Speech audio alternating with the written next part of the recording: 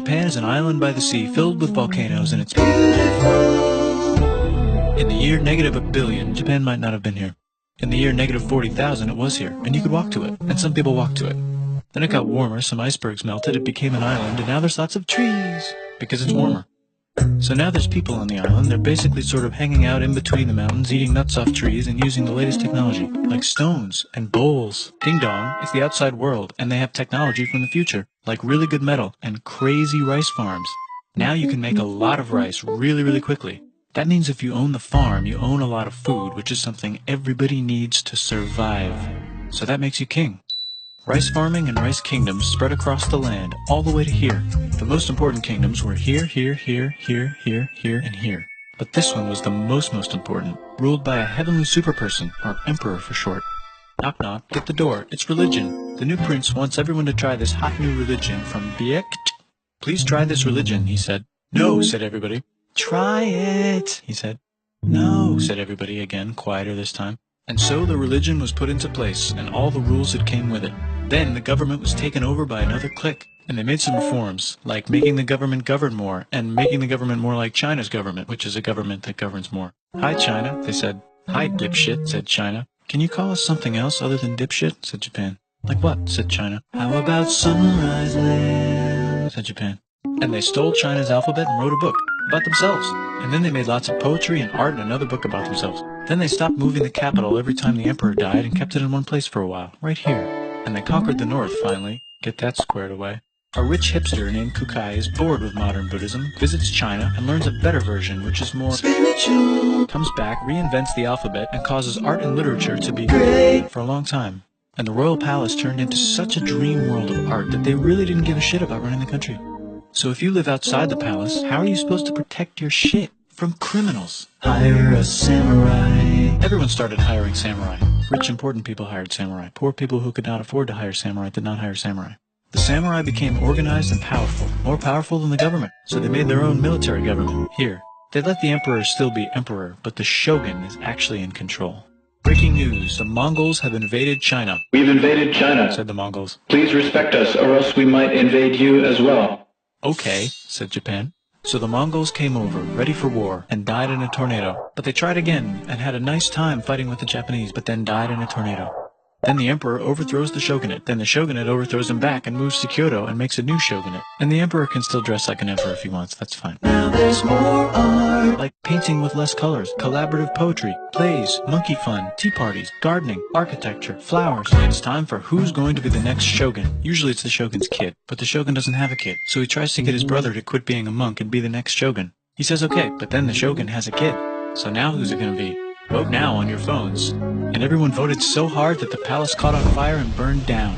The shogun actually didn't care. He was off somewhere doing poetry. And the whole country broke into pieces. Everyone is fighting with each other for local power, and it's anybody's game.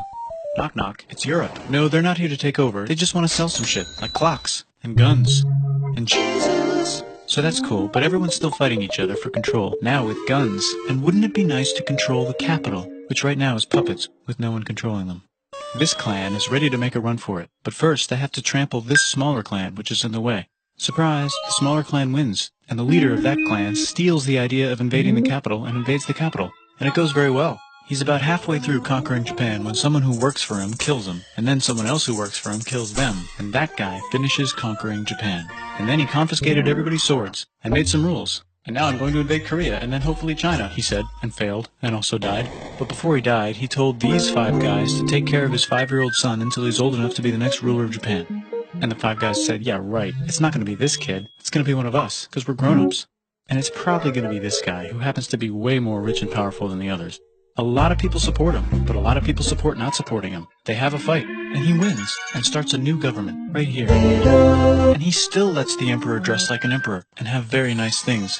But don't get confused, this is the new government, and they are very strict. So strict they closed the country. No one can leave, and no one can come in. Except for the Dutch, if they want to buy and sell shit, but they have to do it right here. Now that the entire country was not at war with itself, the population increased a lot. Business increased, schools were built, roads were built, everyone learned to read, books were published, there was poetry, plays, sexy times, puppet shows, and Dutch studies. People started to study European science from books they bought from the Dutch. We're talking geography, skeletons, physics, chemistry, astronomy, and maybe even electricity. Over time, the economic and cultural prosperity began to gradually slow down. Knock knock. It's the United States, with huge boats, with guns. Gunboats. Open the country.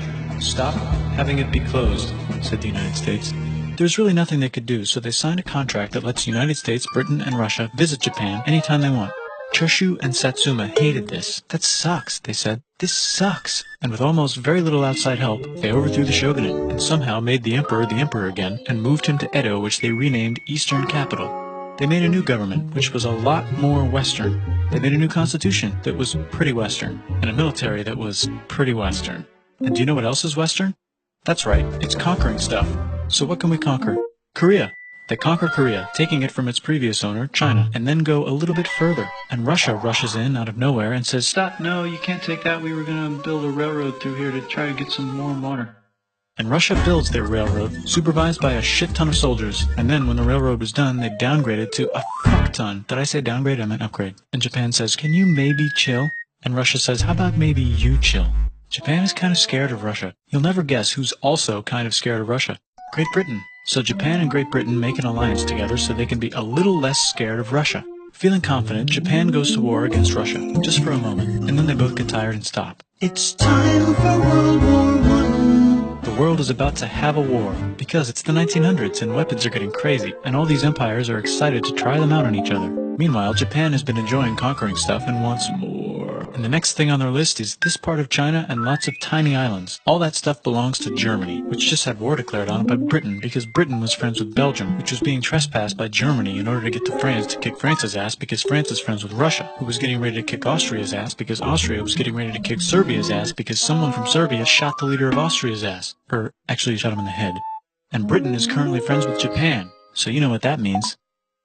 Duh, Japan should take the islands. Which they wanted to do anyway, so they called Britain on the telly to sort of let them know.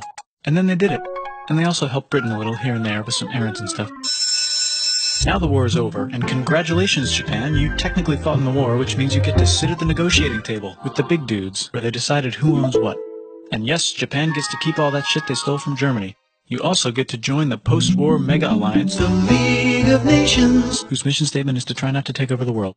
The Great Depression is bad, and Japan's economy is now crappy, but the military is doing just fine, and it invades Manchuria. And the League of Nations is like, "No, don't do that. If you're in the League of Nations, you're not supposed to take over the world." And Japan said, "How about I do anyway?" And Japan invaded more and more and more and more of China, and was planning to invade the entire East. You've got mail. It's from Germany, the new leader of Germany. He has a cool mustache, and he's trying to take over the world and needs friends. This also got forwarded to Italy. They all decided to be friends because they had so much in common. It's time for World War II. Germany is invading the neighbors. Then they invade the neighbors' neighbors. Then the neighbors' neighbors' neighbors, who happened to be Britain, said, "Holy shit." And the United States started helping Britain because they are good friends, and started not helping Japan because they're friends and our friends are not friends. Plus they're planning on invading the entire ocean. The United States is also working on a large, very huge bomb, bigger than any other bomb, ever, just in case.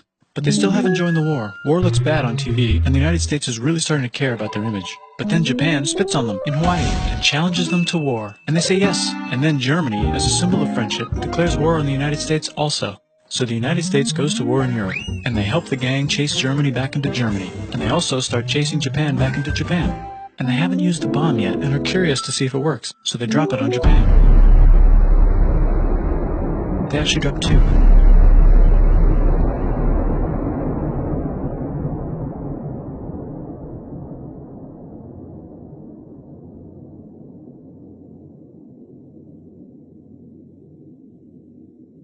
The United States installed a new government, inspired by the United States government, with just the right ingredients for a post-war economic miracle. And Japan starts making TVs, VCRs, automobiles, and camcorders as fast as they can, and also better than everybody else. They get rich, and the economy goes wild, and then the miracle wears off. But everything's still pretty cool, I guess. Bye.